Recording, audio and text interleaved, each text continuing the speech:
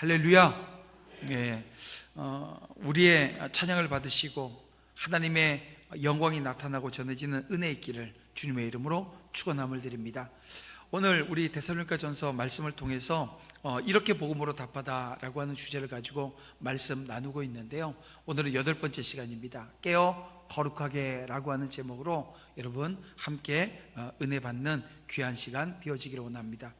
오늘 이 시간 우리 함께 잠시 앞뒤로 옆으로 인사할 때 말씀의 제목을 가지고 함께 인사했으면 좋겠어요.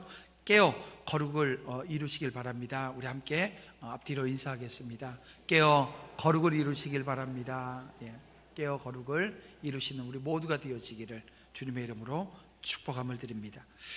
여러분, 사도 바울은 우리가 전에는 어둠이었으나 이제는 예수 그리스도를 믿음으로 말미암아 빛의 자녀 되었다고 말씀합니다. 빛의 자녀라고 한다면 빛의 자녀답게 행해야 되지 않겠어요? 그래서 사도 바울은 빛의 자녀들인 오늘 우리 성도들이 어떻게 행해야 될지 여기에 대해서 오늘 본문 말씀을 통해서 오늘 우리에게 알려주고 있습니다. 사도 바울은 주님이 강림하실 때 이 불신자와 성도의 마지막이 어떻게 극명하게 다른지에 대해 설명하고 있습니다. 주의 강림은 마치 임신한 여자에게 해산의 고통이 오는 것 같이 갑자기 찾아온다는 거예요. 여러분, 지금은 의술이 좋아져서 출산하는 그 날에 대해서 우리가 어떻게 보면 정확히 알게 되어집니다. 때로는 제왕절개 수술을 하게 되어지면 3일 있다, 이틀 있다 내가 아이를 낳는다라고 하는 것을 알게 되기도 하지요. 하지만 당시 이 AD 50년부터 53년 이 사이에는요, 오늘날처럼 그 해산의 시기를 정확히 알 수가 없었습니다. 고통이 순식간에 찾아오게 되어집니다. 마찬가지로 주의 강림이 그렇게 온다는 거예요.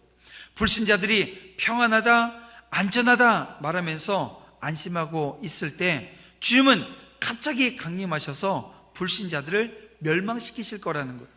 그러나 성도의 경우는 다릅니다. 성도들은 어둠에 있지 않기에, 다시 말하면 무지하지 않기에 주님의 강림이 갑작스럽게 느껴지지 않는다는 거예요. 그래서 오늘 본문 1절에서 뭐라고 말씀합니까? 때와 시기에 관하여 쓸 것이 없다라고 말씀하고 있는데요, 그 이유가 무엇입니까? 데살로니가 성도들이 자세히 알고 있기 때문입니다. 사실 주님의 재림의 때와 이 시기에 관한 일은 하나님의 고유한 소관입니다. 주님은 이에 대해서 아주 분명하게 못 박아 말씀해 주셨는데요, 사도행전 1장 7절 말씀해 보니까 때와 시기는 아버지께서 자기의 권한에 두셨으니 너희가 알 바 아니라고 말씀해 주셨습니다. 실로 그날과 그 시의 때에서는 하늘의 천사들과 하나님의 아들 되신 예수님도 알아요, 몰라요? 모른다라고 지금 말씀해 주고 있습니다. 다시 말하면 비밀에 속한 일이라는 거예요. 그러므로 우리는 그 때와 시기에 대해서 지나치게 호기심을 갖고 그것을 알려고 해서는 안 되는 거예요. 또 아무리 알려고 한다 할지라도 여러분, 그것은 헛수고에 불과합니다. 근데 이것을 안다고 얘기하고 알 수 있다고 얘기하는 이들이 있어요. 그들이 바로 이단들입니다. 그러니까 그 마지막 때와 그 시기에 대해서 과도하게 알려고 하는 것, 이건 여러분 큰 오해를 낳게 되어지고 그 오해는 신앙이 어그러지고 무너지는 것을 경험하게 될 수도 있는 거예요. 물론 여러분, 알려고 하지 말라, 호기심도 갖지 말라, 이것은 헛된 수고에 불과하다라고 말씀하고 있지만, 여러분, 이 말이 우리가 그 때와 시기에 대해서 전혀 무감각해도 좋다라고 하는 말씀은 아닙니다. 우리는 주님의 재림의 그 정확한 때와 시기에 대해서는 알려고 해서는 안 되지만 그 때와 그 시기에 대해서 분별할 줄은 알아야 된다는 거예요. 왜냐하면 주님이 그 때와 그 시기에 대한 징조에 대한 것들을 우리가 말씀해 주셨고 가르쳐 주셨기 때문입니다. 특별히 이 마태복음 24장 말씀을 보면 이 시기, 이 징조에 대한 말씀들을 오늘 우리에게 주고 있습니다. 사실 우리가 그때와 시기를 분별하는 것, 이건 매우 중요합니다. 왜냐하면 우리가 그처럼 그날을 분별할 때 이 재림을 소망하는 우리의 삶은 더욱더 깨어 근신할 수 있기 때문에 그렇습니다. 여러분, 성경은 여러 각도의 말세에 대한 징조를 우리에게 말씀해 주시는데요, 우리 마태복음 24장 14절 말씀을 보면 이 복음이 온 세상에 전파되리니, 다시 말하면 복음이 온 세상에 전파되어지면 여러분, 그때야 끝이 온다라고 하는 이 말씀을 우리는 기억해야 합니다. 또한 로마서 11장 25절 말씀을 보게 되어지면 이 신비를 너희가 모르기를 내가 원하지 아니하노니 이 신비는 이방인의 충만한 수가 들어오기까지, 다시 말하면 이방인들이 복음을 듣고 회개하고 그리고 하나님의 자녀가 되어지는 그런 놀라운 일들이 구원받는 자의 대열에 들어온 이후에야 재림의 때가 온다라고 하는 것을 오늘 우리가 말씀을 통해서 알게 되어집니다. 또 이 26절 말씀을 보게 되어지면 그와 더불어 온 이스라엘이 구원을 받으리라. 온 이스라엘이라고 하는 이 말씀, 우리 지난주에 우리 강석호 목사님이 온 이스라엘이라고 하는 이 부분에 대해서 자세한 말씀의 가르침이 있었습니다. 온 이스라엘의 구원을 이 재림의 선행 조건으로 이렇게 말씀해 주고 있다는 것입니다. 또한 말세에는 진리를 오해하는 많은 거짓 선지자들이 일어날 거라는 거예요. 자칭 구세주라고 하는 거짓 그리스도가 출현하게 되어질 거라는 거예요. 이게 뭐 오늘 기독교 역사가 이 짧은 이 대한민국에도, 오늘 이 땅에도 얼마나 많은 이들이 자기가 그리스도라고 자기가 이 구세주라고 이야기하는 이들이 여전히 지금도 존재하고 있지 않습니까? 실제적으로 많은 이들이 성삼위 하나님에 대한 믿음을 버리고 이 사단의 무리를 경배하게 되어질 것에 대한 경고의 말씀도 이 계시록 13장에서 우리에게 말씀해 주고 있는데요, 여러분, 그 일들이 지금 우리가 살고 있는 이 시대에 일어나고 있다는 거예요. 더욱이 말세에는 전쟁, 기근, 지진과 같은 자연적 또 인위적 대재난이 빈번하게 발생한다는 거예요. 그리고 난리에 대한 소문이 날 뿐만이 아니라 특히 성도들에 대한 대박해가 일어날 것이 예언되어져 있습니다. 그러므로 성도 여러분, 우리는 이런 징조들에 대해서 이 종말의 때와 그 시기를 분별할 줄 알아야 하는 겁니다. 주님께서 우리로 하여금 이 시대의 그 징조를 살피라고 말씀하셨습니다. 실로 이 시대는 말세의 끝자락에 와 있다라고 하는 것을 우리는 알게 되어집니다. 앞에서 언급되어진 성경의 예언들이 지금 이 시대에 한창 벌어지고 있는 것을 우리는 부인할 수 없어요. 이 부인할 수 없는 사실이라는 것입니다. 고로 성도 여러분, 우리는 깨어 근신해야 합니다. 주님을 향해서 믿음에 굳게 서고 흔들림이 없이 오늘 우리가 믿음의 한 걸음을 내딛는 저와 여러분 되어야 한다는 것입니다. 이어서 바울은 낮과 밤, 어둠과 빛과 어둠, 이것을 대조해서 오늘에게 계속해서 말씀하고 있습니다. 자, 5절 말씀을 우리 함께 볼게요. 다 같이 함께 보겠습니다. 너희는 다 빛의 아들이요 낮의 아들이라. 우리가 밤이나 어둠에 속하지 아니하나니 라고 말씀합니다. 자, 바울은 이 데살로니가 성도를 향해서 뭐라고 말씀하세요? 빛의 아들이라고 말씀하고 있습니다. 여러분, 고대 그 히브리어 사람들은 특별한 자질이나 영역에 속할 때 무엇의 아들, the son of라고 하는 표현을 썼어요. 따라서 빛의 아들이라고 하는 말은 본질적으로 빛의 영역에 속하거나 빛으로 특정 지어지는 자들을 일컫는 히브리적 표현인 것입니다. 바로 데살로니가 교인들이 누구라는 거예요? 빛의 아들이 그와 같다라고 지금 말하고 있는 것입니다. 여러분, 이것은 오늘날 성도들도 마찬가지입니다. 즉 오늘날 저와 여러분 역시 빛의 아들이라는 거예요. 성도는 본질적으로 빛의 영역에 속하는 빛으로 특정 지어지는 자들입니다. 이것이 바로 이 땅에서 성도가 지닌 정체성입니다. 그렇다면 빛의 특징이 도대체 무엇입니까? 여러분, 그것은 어두운 것을 밝혀주는 역할을 하는 것이 가장 두드러진 것 아닙니까?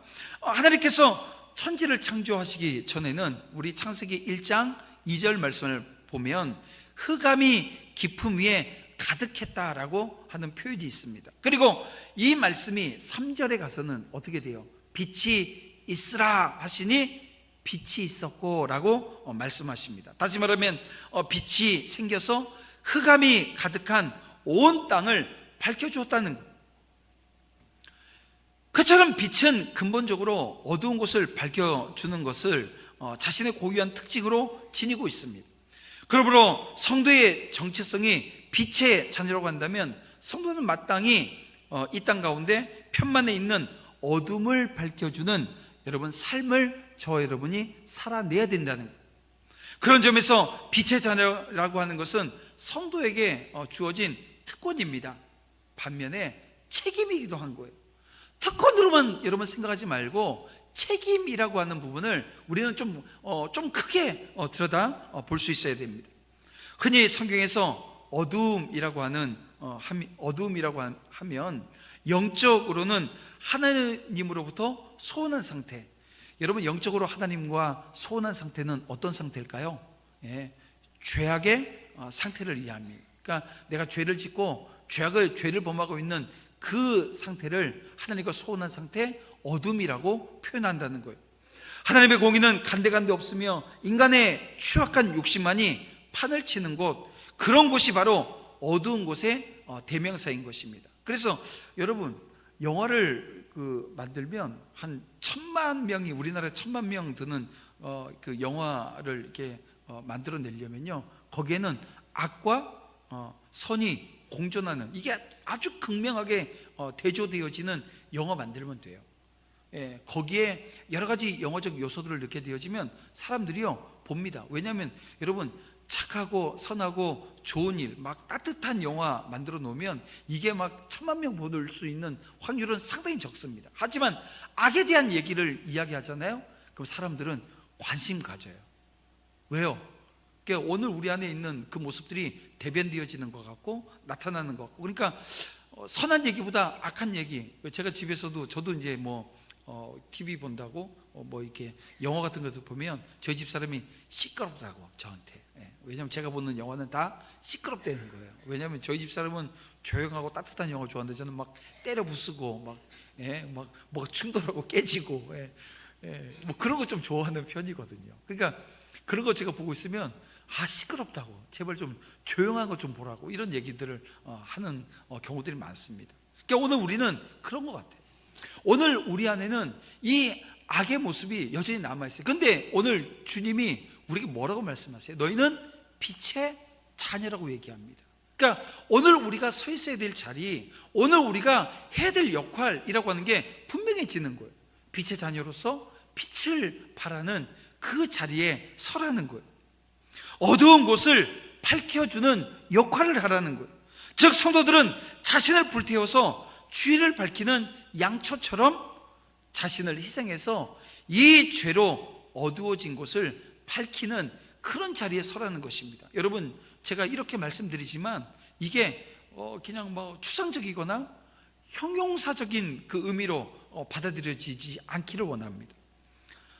또한 어둠은 이 땅에 경쟁 논리에서 밀려난 사람들, 가진 것이 없고 병들고 상처받는 사람들이 모여 있는 곳을 의미하기도 합니다. 사람들이 물질과 권력이 내비쳐지는, 그래서 서치라이트를 그것이 받게 되어지겠지요. 권력이 있고 물질이 있는 곳.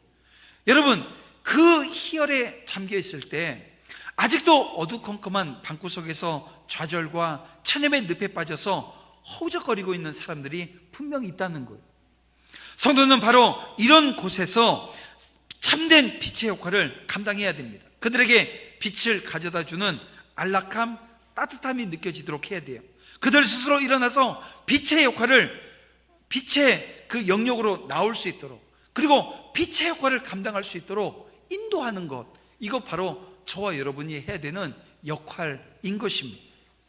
이와 같이 빛의 자녀라고 하는 말은 성도의 존재의 의의와 동시에 책임을 말해줍니다. 성도는 빛의 자녀라고 하는 특권을 부여받았을 뿐만이 아니라 빛의 자녀로서의 삶을 살 것을 요구받습니다. 왜냐하면 우리 하나님 아버지가 빛이셔요. 하나님이 곧 빛이시고요, 우리 주님 예수 그리스도께서 그 빛의 삶을 이 땅에 오셔서 살아내셨습니다. 그리고 오늘 저와 여러분이 빛의 자녀로서 삶을 온전히 살아내기를 하나님께서 원하시고 당부하시고 그렇게 명하고 계시기 때문에 그렇습니다. 여러분, 오늘 우리는 빛의 역할이라고 하는 책임이 있습니다. 그 책임을 온전히 감당하기 위해서 어떻게 될지 잘 모르겠다 그러신 분들 혹여 계시면 교회가 그걸 가이드해 주잖아요. 어떤 빛의 역할을 하자고 가이드 하잖아요. 그 가이드해 주는 그 자리로 나아가면 됩니다. 성경 읽자하면 같이 읽고, 기도하자면 같이 기도하고, 복음 전하자면 같이 복음을 전하게 되어지면, 그리고 오늘 우리가 그 아웃리치라고 하는 뭐 봉사입니다. 우리가 밖으로 나가서 때로는 한 번씩 봉사하는 그 봉사의 자리도 함께 서는 것. 그래서 하나님께서 우리에게 빛의 자녀라고 하는 것이 무엇인지를 하나님께서 알려주시는 은혜의 자리로 저와 여러분 함께 나아가는 여러분 되시기를 주님의 이름으로 축원함을 드립니다. 그런가 하면 오늘 성도들을 향해서 빛의 자녀를 넘어서 낮의 아들들이라고 말씀합니다. 그러니까 빛의 자녀, 낮의 아들이라고 합니다. 그러면서 오늘 우리에게 요구하시는 것은 낮의 아들들이니까 어떻게 하라고요? 깨어 있으라고 말씀하고 있습니다. 정신 차리라는 거예요. 자, 6절 말씀을 보세요. 6절 말씀을 보면, 그러므로 우리는 다른 이들과 같이 자지 말고 오직 깨어 정신을 차릴지라 라고 말씀하고 있습니다. 여러분, 헬라어의 깨어라고 하는 단어가 그레고로멘이라고 하는 단어입니다. 여러분, 이 그레고로멘이라고 하는 단어는 정신을 차리고 영적으로 조심하다라고 하는 뜻을 가지고 있습니다.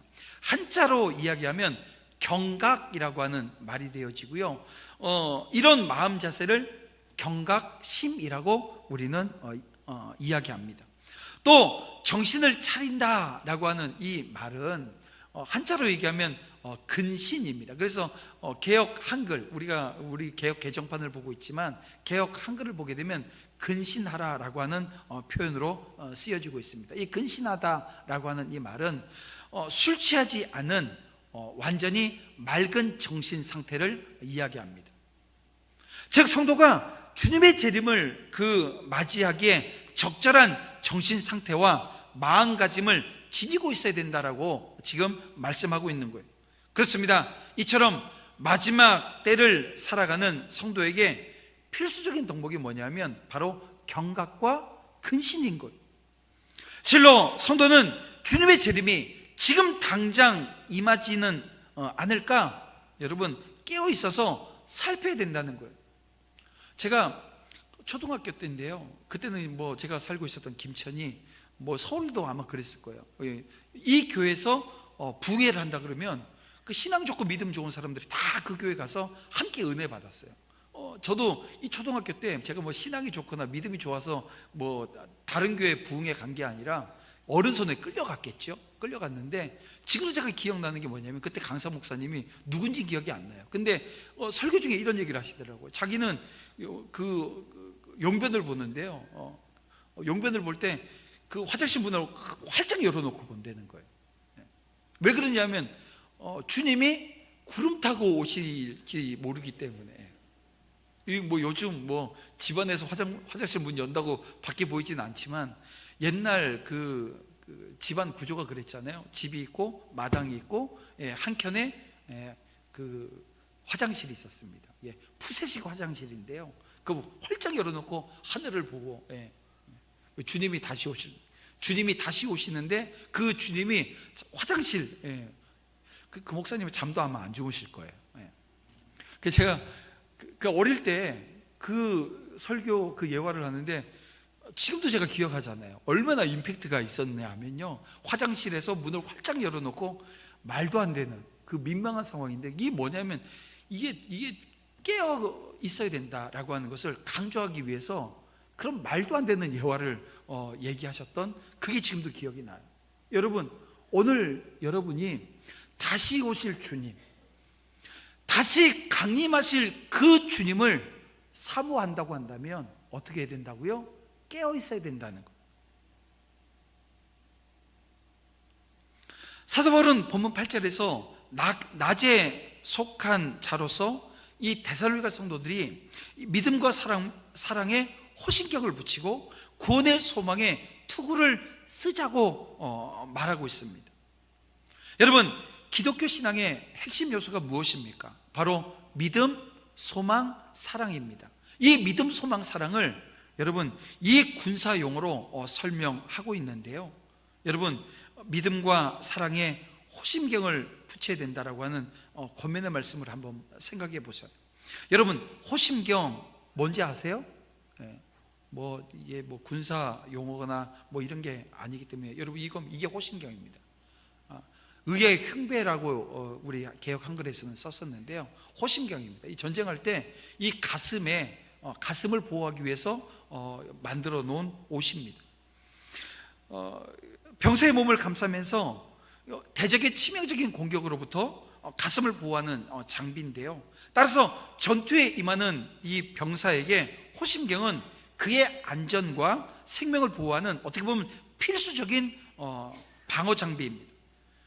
그래서 밤새워 경계를 하는 병사들도 이 필수적인 장비로 무장해야 됩니다. 말세지 말에 근신의 삶을 살아가는 성도 역시 믿음과 사랑으로 만들어진 이 호심경으로 무장하고 있어야 된다는 거예요. 그렇다면 여러분, 믿음과 사랑이 가지고 있는 특징이 무엇입니까? 여러분, 믿음이 뭐예요? 믿음은 맡기는 게 믿음이에요. 제가 하나님 믿어요 라고 하는 이 믿음은요, 하나님께 내 모든 것을 내어 맡기는 것입니다. 즉 우리의 삶의 전반적인 문제, 나아가서는 삶의 전체를 미련이나 거리낌 없이 하나님께 내어 맡기는 결단적인 행동을 우리는 믿음이라고 얘기합니다. 그래서 믿음이 깊어진다라고 하는 것은 이런 거예요. 내가 예수 믿고 구원받아 하나님의 자녀가 되었는데요, 이제 내 삶의 아주 작은 것부터 큰 것까지 모든 걸 하나님께 내어 맡기는 거예요. 하나님께 귀속시키는 겁니다. 하나님께서 나를 붙들어주고 계시는 것을 믿어요. 그러니까 모든 걸 내어 맡겨요. 그래서 때로는 실패해도 실패에 대해서 하나님께서 왜 내게 실패를 주셨는지 원인을 찾아요. 실패로 인해서 하나님을 원망하지 않습니다. 넘어지지 않는다는 얘기예요. 그래서 온전히 하나님을 바라보는 믿음의 자리에 서는 것입니다. 그렇습니다. 이 믿음이라고 하는 것이 하나님에 대한 절대 확신을 의미하는 거예요. 한편 사랑이라고 하는 것은 무엇입니까? 내어주는 것, 이게 사랑입니다. 여러분, 사랑한다고 하면서 누구를 사랑한다고 하면서 자신의 것을 주고 싶은 욕망을 느껴보지 않는 사람은 아마 아무도 없을 거예요. 왜냐하면 사랑이라고 하는 것은 근본적으로 내어주는 것이기 때문에 그렇습니다. 여러분, 자녀를 사랑하기 때문에요, 이 모든 걸 다 내어줍니다. 모든 걸 다 내어서 자녀가 원하는 것을 해주는 그런 부모들이 참 많습니다. 대부분의 사람들은 사랑하게 되어지면 나의 시간을 주고 내 돈을 주고 정성을 주고 애정을 주고 모든 것을 내어주려고 합니다. 그리고 이처럼 자신의 것을 베풀어 줌으로써 주는 나도 기쁘고 사랑을 받는 이도 기쁘게 되어지는 거예요. 여러분, 이것이 사랑의 논리이고 여러분 사랑의 신비입니다. 여러분, 이런 특성을 지닌 믿음과 사랑을 온전히 지니고 있을 때 여러분, 그것은 전쟁터에서 성도의 생명을 보호해 줄 수 있는 훌륭한 보호장비가 되어진다는 거예요. 왜냐하면 믿음은 하나님과 인격적인 관계를 통해서 개인적이고 내적인 영역을 보호해 주게 되어집니다. 여러분, 사랑은 하나님과 이웃과의 관계 속에서 사회적이고 외적인 영역을 보호해 주기 때문에 그렇습니다. 결국 이 믿음과 사랑은 우리의 삶의 전 영역을 아우르고 있는 거예요. 더욱이 우리의 삶의 전 영역을 통해서 돌진해오고 있는 이 사단의 세력을 방어해 줄 수 있는 아주 훌륭한 방어 장비라는 겁니다. 그런 점에서 믿음과 사랑은 삶의 전 영역을 엮어주는 어떻게 보면 시줄과 날줄처럼 그렇게 오늘 우리의 삶을 묶어주고 있는 거예요. 그러므로 더욱더 믿음과 사랑에 온전히 서가는 저와 여러분 되어져야 합니다. 그래서 바울은 이 데살로니가 성도들에게 믿음과 사랑에 그 호경심을 붙이라고 지금 말씀하고 있는 거예요. 그리고 여기서 더 나아가서 구원과 소망의 투구로 무장할 것을 오늘 우리에게 말씀해 주고 있습니다. 여기서 투구를 모르시는 분은 없을 거예요. 그래도 사진 한번 보세요. 예, 투구가 이런 겁니다.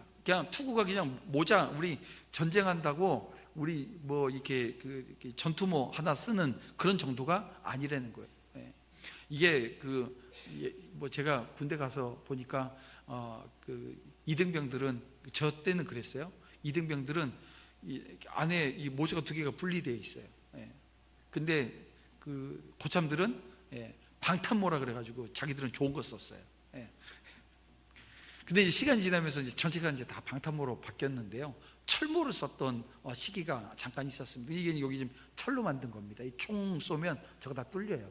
하지만 옛날 창을 쏘고 활을 쏘고 이 칼을 들고 이렇게 전쟁할 때는 이게 아주 중요한 이 보호장비였습니다. 여러분, 투구는 병사의 머리를 보호해주는 역할을 하는 장비 아닙니까? 이 점에서 투구는 전신갑주 중에 가장 중요한 것이라고 할 수 있어요. 그렇다면 주님의 영적 군사로서 사단의 세력과 영적인 전쟁을 해나가는 오늘 우리 성도가 써야 될 투구는 어떤 투구입니까? 자, 바로 오늘 본문에서 구원의 소망의 투구라고 말씀해 주고 있습니다.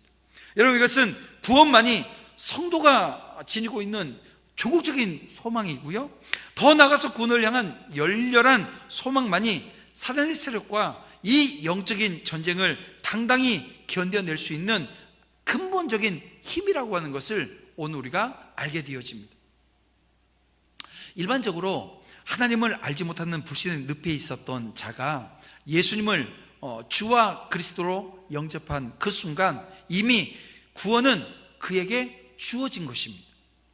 따라서 그는 이전에 이 죄의 속박 아래서 죄의 종로로 타는 것에서부터 벗어나서 이제는 하나님의 자녀가 되어지는 권세를 얻게 되어집니다. 하지만 그렇다고 해서 그의 구원이 종국적으로 완성되어진 것이냐라고 물으신다고 한다면 그렇지 않습니다 라고 답할 수밖에 없습니다. 왜냐하면 그는 여전히 이 땅에서 이 죄의 위협을 받아요. 그리고 실제로 죄를 짓기도 하며 산다라고 하는 것입니다. 그렇다면 그가 예수 그리스도를 영접한 그 순간에 받은 구원이라고 하는 게 그럼 뭡니까? 아니, 내가 예수 그리스도를 믿어 구원받았다라고 얘기하는데, 아니, 구원은 완성되어진 것이 아니라고 얘기한다면 내가 처음 구원받은 이 구원이 뭐냐는 거예요. 그것은 죄의 속박으로부터 구출입니다. 또한 죄에 대해서 하나님의 진노가 임하잖아요. 여기로부터 건진받은 것을 의미하는 것입니다. 따라서 성도는 계속해서 이 사단의 세력에 대해서 항거하면서 이 종국적으로 완성되어질 구원에 이르기를 고대해야 하는 존재인 것입니다. 그러기 위해서는 성도에게 미래적인 구원에 대한 소망이 절대적으로 필요하지 않겠어요? 사실 우리의 구원이 종국적으로 완성되어지는 그때가 되어지면 우리의 몸은 영화롭게 되어서 그리스도와 함께 영원한 안식을 우리가 누리고 거하게 될 것입니다. 그리고 이 죄의 위협 그리고 유혹, 이게 더 이상 성도를 괴롭히지 못한다는 거예요. 이 미래적 이 구원은 여러분 단순한 환상이 아닙니다. 여러분, 이 미래적 구원은 단순한 오늘 우리의 염원 또한 아닙니다. 그것은 실제로 우리가 체험하게 되어질 능력의 사건이고요, 또한 우리는 이 능력의 사건을 현재적 구원을 통해서 맛보며 살아간다는 거예요. 따라서 성도는 누구나 미래적 이 구원에 대한 소망을 가지게 되어지고 기대하게 되는 것입니다. 따라서 그것은 성도에게 있어서 현재 이 땅에서 벌어지고 있는 이 죄악과의 영적인 전쟁을 당당히 치를 수 있는 원동력이 되어지는 겁니다. 그리고 성도 여러분, 주님의 재림의 날과 구원의 날이 완성되어지는 그 때에 대한 소망을 확고히 하는 저와 여러분 되어야 될 줄 믿습니다. 그것은 투구가 성도의 머리를 보호하듯이 소망이 악의 공격으로부터 오늘 우리 성도들을 보호하여 줄 것이기 때문에 그렇습니다. 여러분, 이 땅의 삶만 우리가 바라보며 소망 없이 절망하는 어리석은 자와 달리 오늘 우리 성도는 이 소망의 사람들이라고 하는 사실을 여러분 잊지 않고 여러분 믿음의 한 걸음을 내딛는 그 은혜의 자리에 저와 여러분 함께 서시기를 주님의 이름으로 축원함을 드립니다. 여러분, 군인은 항상 깨어 있어야 합니다.